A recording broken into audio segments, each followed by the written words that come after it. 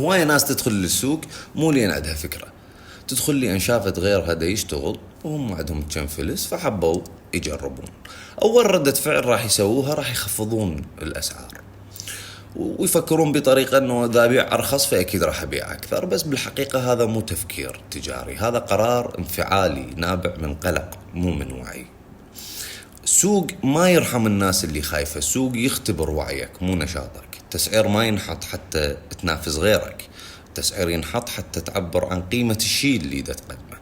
فكر بيها، إذا نزل سعرك حتى توازي غيرك فشنو اللي راح يميزك بالسوق؟ وشنو الفائدة تبقى بالسوق وانت متشابه ومتردد ومو ثابت؟ التاجر الذكي ما يشتغل حتى يبين، يشتغل حتى يبقى، وهذا ما يصير إلا إذا فهم هو وين واقف ومنو جاي يخاطب بالضبط.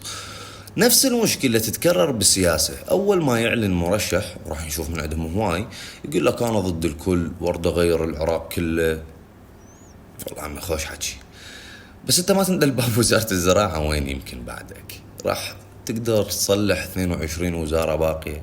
خلك ملف واحد، زراعة، تعليم، طاقة إلى آخره، اشتغل عليه، خلي الناس يعرفوك بيه، وبهالطريقة تبني حصتك السياسية مثل ما التاجر يبني حصته السوقية، مو على أساس شعارات. شغل واضح محدد ومربوط بحقيقة إمكانياتك الشخصية. مع تحياتي، شكرا جزيلا.